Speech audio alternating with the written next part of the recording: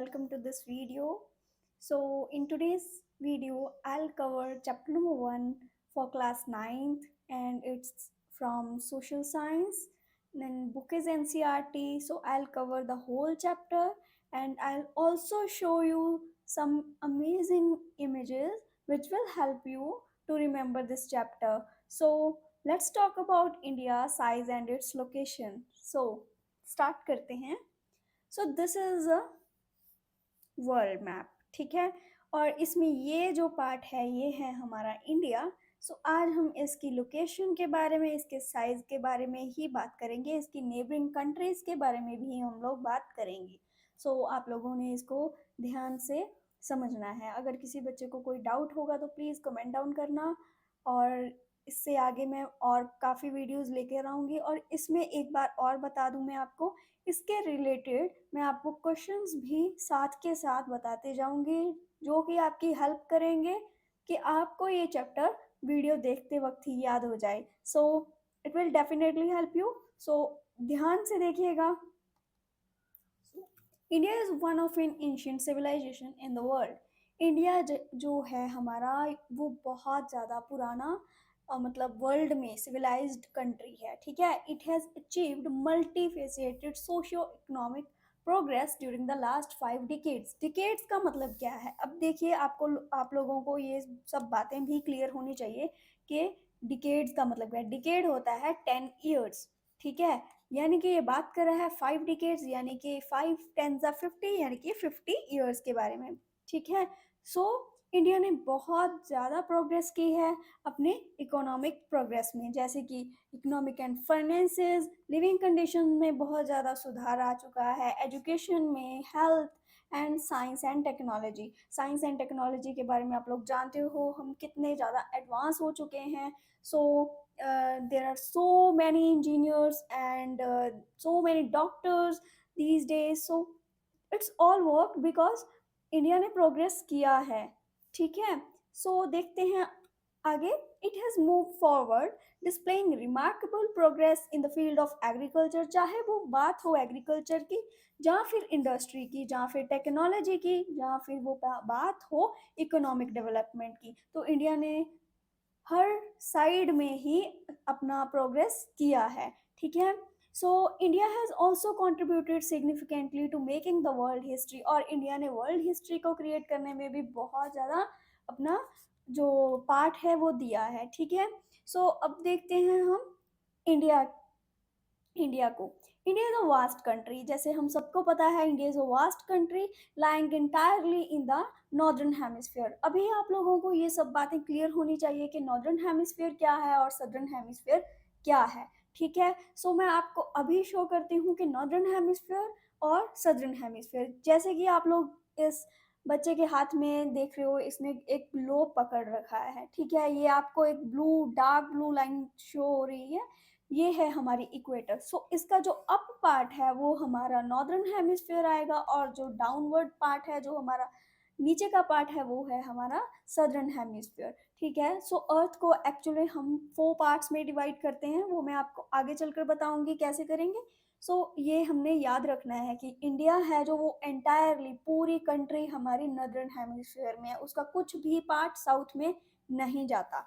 ठीक है, उसकी डायरेक्शन साउथ है, जैसे कि जो कश्मीर है वो हमारा नॉर्थ में है, लेकिन जो हमारा केरल है वो हमारा साउथ में चले जाता. वो तो बात हुई डायरेक्शन की, लेकिन जो एंटायर कंट्री है हमारी, वो सिर्फ और सिर्फ नॉर्दर्न हेमिस्फीयर में ही है.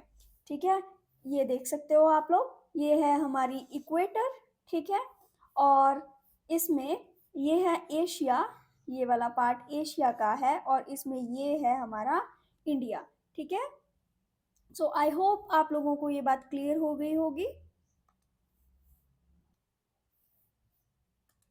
देखिए, जैसे कि ये जो हमारी अर्थ है, इसको ऐसे हम डिवाइड करते हैं. ये है हमारा वेस्ट साइड, जो आपकी लेफ्ट साइड में आपको शो हो रहा है वो है हमारा वेस्ट. ठीक है, और जो ये साइड है ये है हमारी ईस्ट, और इंडिया ईस्ट पार्ट में है.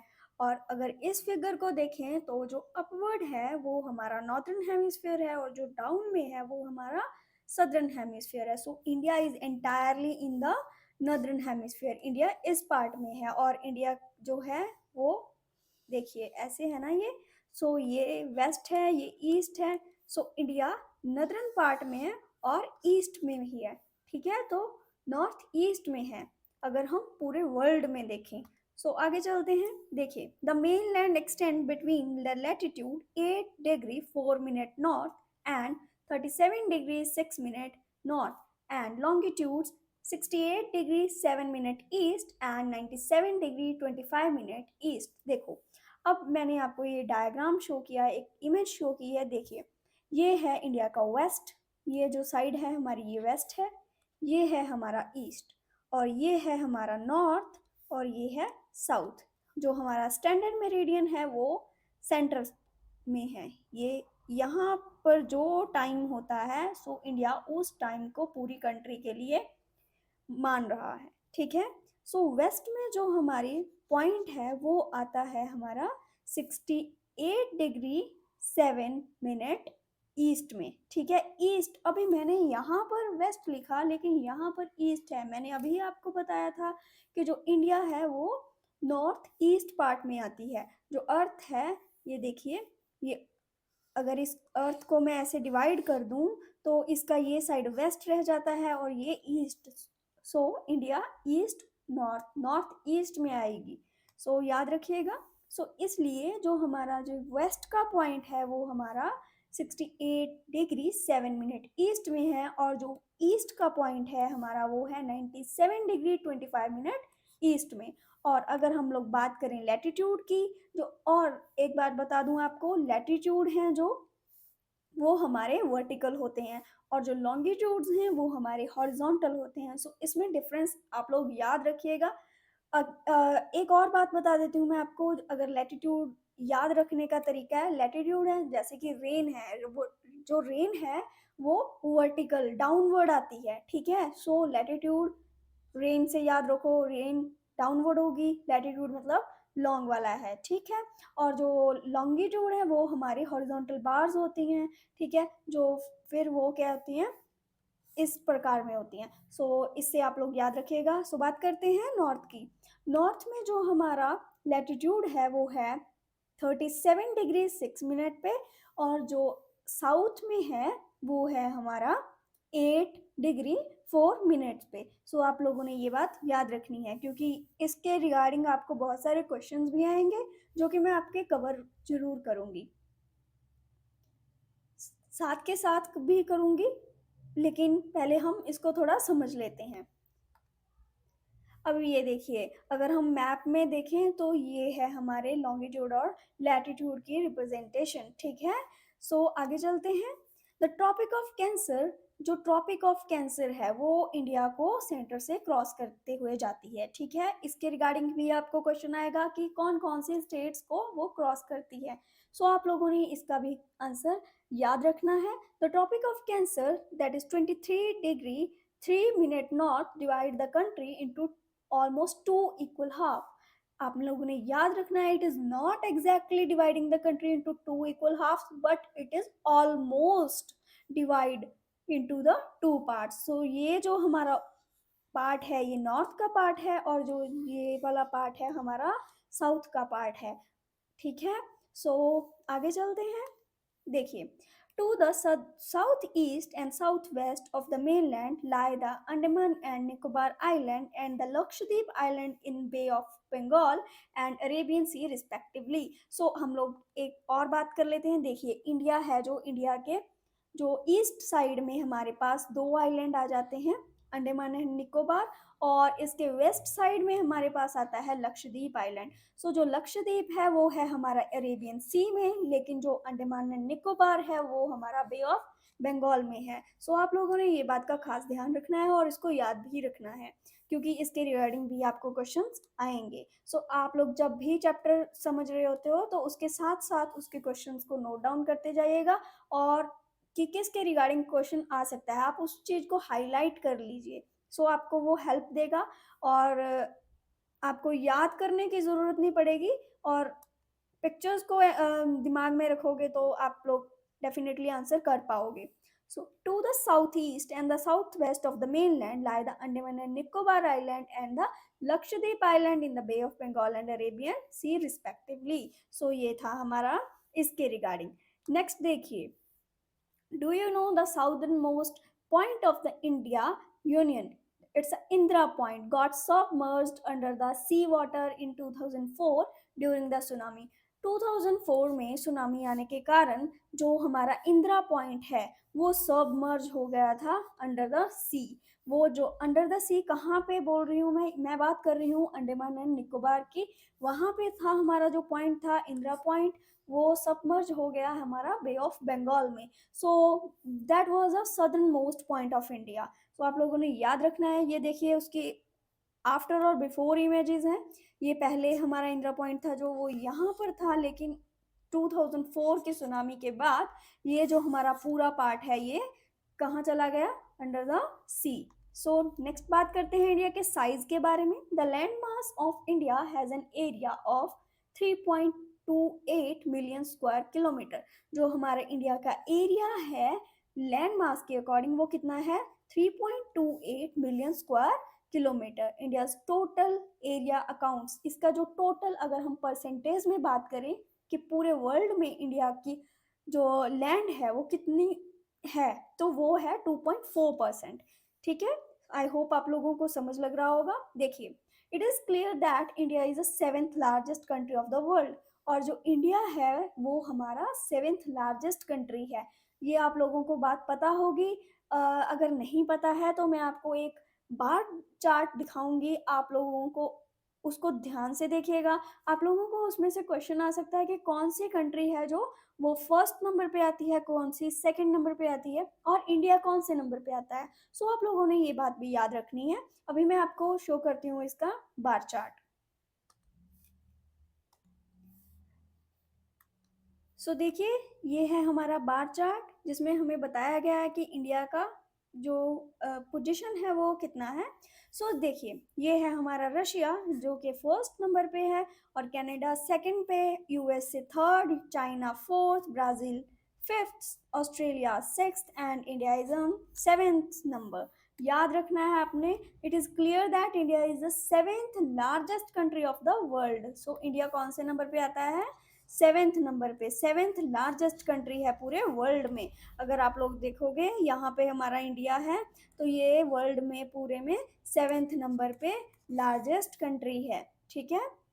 सो आगे देखिए, India has a land boundary of about 15,200 kilometre. आप लोगों ने ये बात पूरे अच्छे से याद रखनी है कि इंडिया की लैंड बाउंड्री है जो वो कितनी है. वो टोटल है 15,200 kilometer, and the total length of the coastline of the mainland include Andaman and Nicobar and Lakshadweep is 7,516.6 kilometre.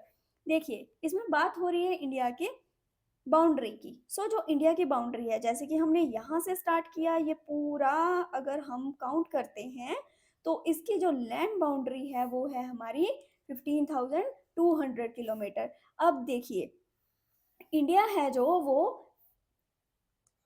Peninsular country है. सो इसका नॉर्थ पार्ट है जो वो तो लैंड मासेस के साथ ऑक्यूपाइड है, और लेकिन इसका जो सदर्न पार्ट है वो कहाँ पे है? वो सीज, उसके साइड में सी आ जाते हैं. पहले तो हमारा अरेबियन सी आ जाता है, फिर हमारा बे ऑफ बंगाल, और जो साउथ में है वो वहाँ पर हमारा इंडियन ओशन आता है. सो आप लोगों ने याद रखना है. तो ये जो लैंड है हमारी जो सी के साथ कनेक्टेड है, ये है हमारी कोस्ट लाइन. ठीक है, जिसमें हमारे लक्षद्वीप आइलैंड और अंडमान एंड निकोबार आइलैंड भी इंक्लूडेड हैं. So east and west extent appears to be smaller than the north and south extent. इसके बारे में भी बात कर लेते हैं. देखिए, अगर हम लोग बात करते हैं ईस्ट एंड वेस्ट एक्सटेंट की, ये देखिए यहाँ पर वेस्ट है, यहाँ पर ईस्ट है, तो ये वाला जो एक्सटेंट है हमारा, that appears to be smaller, ये हमारा कम दिख रहा है. किसके मुकाबले कम दिख रहा है? नॉर्थ और साउथ के मुकाबले. यहाँ से यहाँ तक का जो डिस्टेंस है वो ज़्यादा है, लेकिन यहाँ से यहाँ तक का जो डिस्टेंस है वो कम है, जैसे कि मैंने इस डायग्राम में आपको शो किया है. देखिए, अगर मैं आपको ध्यान से क्लियर करवा देती हूँ.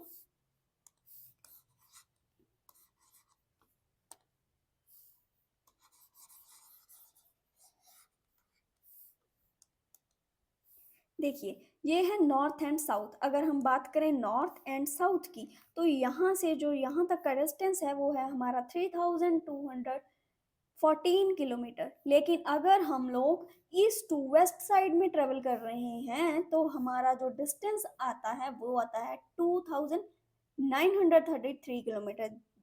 ये हमारी स्मॉलर वैल्यू है और ये bigger, so that is why east and west extent appears to be smaller than the north and south extent. So आप लोगों ने ये बात भी याद रखनी है। सो आगे चलते हैं। देखिए, India is bounded by the young fold mountains in the north west, north and north east. देखिए, यंग फोल्ड माउंटेन्स का मतलब क्या है? यंग फोल्ड माउंटेन्स हैं जो हमारी, वो हैं हिमालय। वो हम बात कर रहे हैं हिमालयाज की। सो जो हमारे नॉर्थ ईस्ट साइड में जो इंडिया है वहाँ पर हमारी यंग फोल्ड माउंटेन्स हैं, that is Himalaya, because they are newly created. अभी ये क्यों न्यूली क्रिएटेड है, मैं इसके बारे में अलग से एक वीडियो बनाऊंगी, कैसे हिमालय फॉर्म हुए। और एक लैंड मास था जिसका एक पर्टिकुलर नेम था, जिसके कारण जो हिमालयाज हैं वो फॉर्म में आए हैं। लेकिन इसके बारे में मैं डिफरेंट वीडियो बनाऊंगी, तो आप लोग उसको देखिएगा। इसमें हम लोग बात सिर्फ और सिर्फ चैप्टर के बारे में करेंगे। सो आगे चलते हैं। देखिए, from Gujarat to Arunachal Pradesh there is a time lag of 2 hours. देखिए, अगर हम बात करें यहाँ की, ये है हमारा गुजरात और यहाँ पर है हमारा अरुणाचल, ठीक है। अगर हम इन दोनों के टाइम के बारे में बात करें तो हमारा 2 आवर्स का डिफरेंस आ रहा था, ठीक है। अगर यहाँ पर शाम के 5 बज रहे हैं तो यहाँ पर वहाँ 7 बज रहे हैं। सो इसके लिए हमने क्या किया? Hence, the time along the standard meridian of India is 82 degree 30 minute east passing through the Mirzapur. So हमने एक स्टैंडर्ड लाइन कंसिडर की, एक जो हमारा लेटीट्यूड है वो कंसिडर किया, जो कि जा रहा था हमारा 82 डिग्री 30 मिनट ईस्ट से, जो कि इंडिया के सेंटर पॉइंट, जिसको हम मिर्ज़ापुर मानते हैं, जो कि उत्तर प्रदेश में एक लोकेशन है हमारी, वहाँ पर is taken as a standard time. तो हमने देखा कि वहाँ का टाइम क्या है।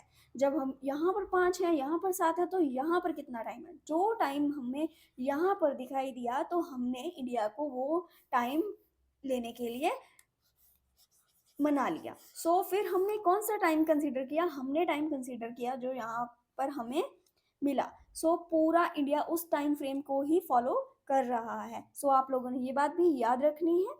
सो इस Mirzapur in the Uttar Pradesh is taken as a standard time for the whole country. The latitudinal extent influence the duration of day and night as one moves from south to north. अगर हम south to north move करते हैं, there is a no time lags, because हम एक straight line में travel कर रहे हैं। लेकिन अगर हम ऐसे ट्रेवल करेंगे तो हमारे जो लैटिट्यूड्स हैं ये चेंज हो रहे हैं। लैटिट्यूड्स चेंज होने की वजह से हमारे जो टाइम है वो चेंज हो रहा है। लेकिन अगर हम सिंगल लैटिट्यूड में ट्रेवल कर रहे हैं तो हमारा टाइम में कोई लैग नहीं मिलेगा। सो आप लोगों ने ये भी याद रखना है। सो हमें एक चीज़ फाइंड आउट करनी है, why 82 degree 30 minute east has been selected as a standard meridian of India.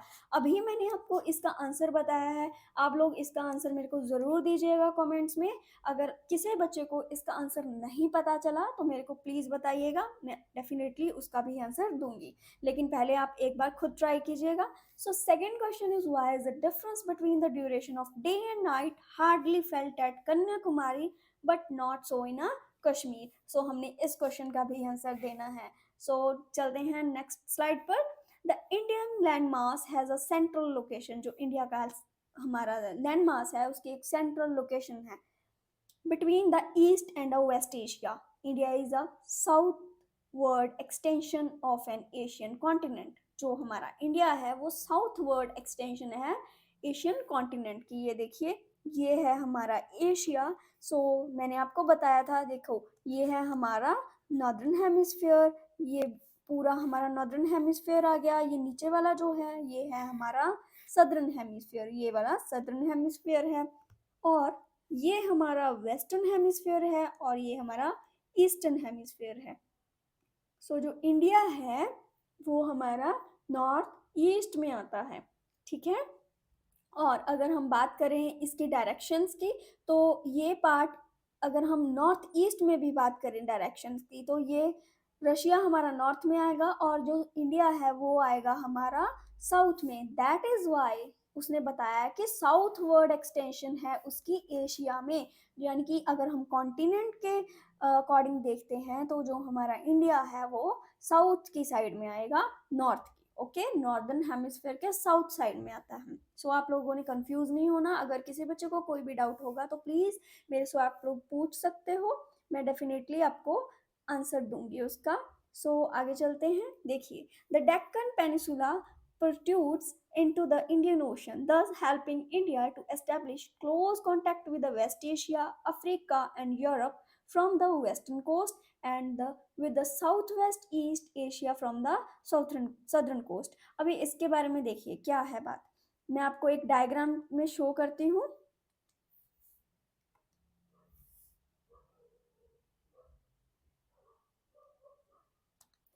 सो ये देखिए, ये हैं हमारी कुछ पिक्चर्स।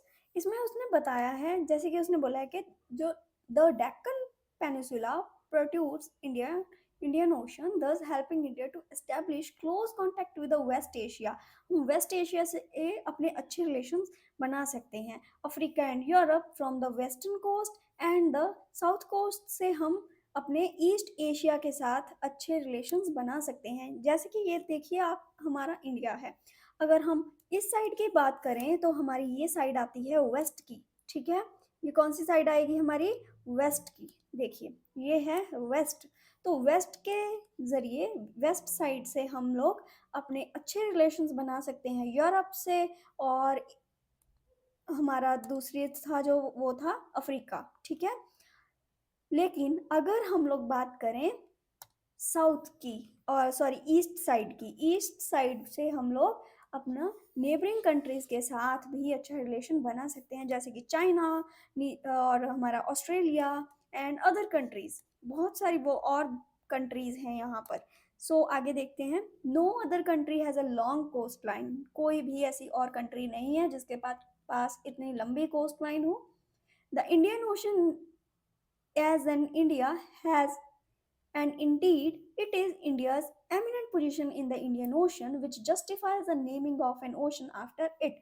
क्योंकि इंडिया की सबसे लॉन्गेस्ट कोस्ट लाइन है जो कि इंडियन ओशन में है, उसके कारण जो इंडियन ओशन का नाम दिया गया है इंडियन ओशन, वो इंडिया से दिया गया है, क्योंकि इंडिया जो है वो अपनी लॉन्गेस्ट कोस्ट लाइन शेयर कर रहा है इंडियन ओशन से। अगर हम लोग बात करें ऑस्ट्रेलिया की, that is a island country. So वो उसके मतलब पेनिसुलर कंट्री नहीं है वो, ठीक है। और बात करते हैं अगर हम इंडिया की, तो India is a peninsular country. So इस वो अपना लॉन्गेस्ट कोस्ट है जो वो शेयर कर रहा है। मैं आपको एक बिग इमेज में भी शो कर देती हूँ। देखिए जैसे कि और कंट्रीज भी हैं, जैसे हमारा इंडोनेशिया है, फिलीपींस है और मलेशिया। ऐसे ही हम पे हमारा मालदीव्स आ जाता है। लेकिन नहीं, उसमें से सिर्फ इंडिया को माना गया है कि वो अपनी लॉन्गेस्ट कोस्ट लाइन है जो वो शेयर कर रहा है। सो आगे चलते हैं। Since the opening of the Suez Canal in 1869, India's distance from Europe has been reduced by 7,000 kilometre. देखिए लॉन्गेस्ट डिस्टेंस था पहले हमें इंडिया से, अगर हमें यूरोप जाना हो, यूरोप मीन्स लंदन जाना हो, तो हमें बहुत ज़्यादा लॉन्गेस्ट रूट ट्रेवल कर कर जाना पड़ता था। हमें यहाँ से पूरा जो हमारा ये कॉन्टिनेंट अफ्रीका का है इसको क्रॉस करते हुए, और इसके साथ से हमें यहाँ पर लंदन जाना पड़ता था। लेकिन फिर क्या हुआ, यहाँ से एक स्यूज कैनल की ओपनिंग हुई जिसके कारण हमें बहुत ज़्यादा इजी हो गया और हमारा जो डिस्टेंस है वो रिड्यूस हो गया, ठीक है। तो अभी इंडिया से अगर इंपोर्ट होगी कोई चीज़ या फिर एक्सपोर्ट होगी यूरोप में, तो उसका ये वाला जो हमारा रास्ता है वो चूज़ किया जाएगा। जैसे कि ये आप पिक्चर्स में देख सकते हो, ये है हमारा स्यूज कैनल। सो इंडिया, अगर मुंबई से कोई शिप जा रही है तो वो स्यूज कैनल को क्रॉस करेगी और लंदन में पहुंच जाएगी। उसको ये लॉन्गेस्ट वे नहीं ट्रेवल करना पड़ेगा। इंडिया से जा रही है अगर इंडियन ओशन से, ये देखिए यहाँ पर हमारा रेड सी को क्रॉस करेगी, स्यूज कैनल को क्रॉस करेगी, और उसके बाद हमारा आएगा Mediterranean Sea, and after that we will reach to the Europe। So next देखते हैं, these routes have contributed in the exchange of ideas and commodities since ancient time. The ideas of Upanishads, Ramayana, the stories of Panchatantra, and the Indian numerals and decimal system thus could reach many part of the world. अब ये सब चीजें हमारे India से बाहर कैसे गई? Because India को ट्रैवल करने के लिए पहले भी बहुत लोग आते थे, अब भी बहुत लोग आते हैं। सो एंशियंट टाइम से ही ये चला आ रहा है। सो कुछ लोग जाएंगे और कुछ लोग आएंगे। सो उस वजह से हमारे जो आइडियाज़ हैं वो यहाँ से यूरोप या फिर अफ्रीका या फिर और किसी कॉन्टिनेंट और कंट्रीज तक पहुँचे हैं। जो हमारे स्पाइसेस हम यूज़ करते हैं, मसलिन एंड अदर जो भी हम हमारी इंडियन चीज़ें हैं वो। On the other hand, the influence of Greek sculpture and architect style of dome and बहुत सारी वो और भी चीज़ें हैं जो वेस्ट की एशिया में आई हैं और जो हमारी कंट्री की वेस्ट में गई हैं। ठीक है, ये देखिए, जैसे कि इंडिया है, इंडिया की पोजीशन सेंट्रल पोजीशन होने के कारण इसे दूसरी कंट्रीज तक जाने के लिए बहुत ज़्यादा हेल्प रहती है। वो यूएस की बात हो या फिर यूरोप की बात हो, रशिया, ऑस्ट्रेलिया, किसी भी कंट्री की। ठीक है, सो ये था हमारा इसका कुछ पिक्चर इमेज। सो यहाँ से भी आप लोग क्लियर कर पाओगे। सो नेक्स्ट देखिए, इंडिया की नेबरिंग कंट्रीज कौन सी हैं, ये आप लोगों ने ध्यान से याद रखनी है। So India occupies an important strategic position in the south Asia. India has 28 states. आपको पता होनी चाहिए कि 28 स्टेट्स हैं और यूनियन टेरिटरीज कितनी हैं? 8 हैं। ठीक है, सो आप लोग याद रखोगे कि 28 स्टेट्स हैं और 8 यूनियन टेरिटरीज हैं। ठीक है, ये है हमारा इंडिया और इसमें जो जो स्टेट्स जहाँ जहाँ पर भी हैं आप लोगों ने वो भी याद रखनी है, क्योंकि मैप में उसके रिलेटेड क्वेश्चन डेफिनेटली आएगा ही आएगा। सो आगे चलते हैं। The number of union territories along the western and eastern coast area wise which is the smallest and which is the largest state, ये आप लोगों ने मुझे बताना है। ये आपके लिए क्वेश्चंस हैं। अगर किसी बच्चे को इसके आंसर्स नहीं आएंगे देन डेफिनेटली मैं इसके आंसर दूंगी। सो आगे चलते हैं। India shares it's land boundary, कि हाँ किस किस कंट्री के साथ इंडिया अपनी लैंड बाउंड्रीज को शेयर कर रहा है। देखिए, उसमें Pakistan, Afghanistan in the north west, China, Tibet, Nepal and Bhutan in the north and Myanmar and Bangladesh in the east. Our southern neighbors across the sea consist of a two island countries, namely Sri Lanka and Maldives. सो ये हैं कुछ countries जिसके साथ India अपनी location जो boundaries है वो share कर रहा है। अगर सी की बात करें तो हमारा श्रीलंका और मालदीव्स आ जाएगा। अगर हम लैंड की बात करें तो उसमें Afghanistan, Pakistan, Nepal, Bhutan, Myanmar, Bangladesh and China है। ठीक है, आगे चलते हैं। Sri Lanka is separated from the India by a narrow channel. India है जो वो श्रीलंका से कैसे सेपरेट है, जब श्रीलंका इंडिया से कैसे सेपरेट है, वो सेपरेट है एक ब्लैंक स्ट्रीट के कारण and the Gulf of Mannar, while Maldive Islands are situated to the south of the Lakshadweep Island. यहाँ पर हमारा लक्षद्वीप आइलैंड आ जाता है और यहाँ पर हमारा आ जाता है मालदीव्स। यहाँ पर है गल्फ ऑफ मन्नार एंड ये है एक स्ट्रीट जिसको पुल्क स्ट्रीट बोलते हैं, पल्क स्ट्रीट, और ये जो है हमारे श्रीलंका से सेपरेट कर रही है। ठीक है, अगर आप लोग मैप में देखें तो यहाँ पर ये देखिए जो चैनल आपको दिख रहा है ये है वो स्ट्रीट, और यहाँ पर गल्फ ऑफ मन्नार है और ये है मालदीव्स। ठीक है, एंड आगे बात करते हैं। आपको पता होगा before 1947 there were two type of states in India. India में दो तरह की स्टेट्स थी, एक थी प्रिंसली स्टेट्स, एक थी प्रोविंस। ठीक है, प्रोविंस थी जो were rule directly by the British officers, उसको ब्रिटिश ऑफिसर्स के द्वारा ही चलाया जा रहा था। लेकिन अगर हम लोग बात करें प्रिंसली स्टेट्स की तो उसको हेरिडिटरी रूलर्स थे जो वो ही चला रहे थे। सो आप लोगों ने ये बात भी याद रखनी है। सो ये है उसकी इमेज, जो जो पार्ट प्रिंसली स्टेट्स थे वो पिंक कलर में है और जो हमारे येलो पार्ट है वो है ब्रिटेन का। ठीक है, सो आगे चलते हैं। Look at the physical map of Asia in your Atlas and note how India stands apart from the rest of the Asia. Thank you so much for watching my video.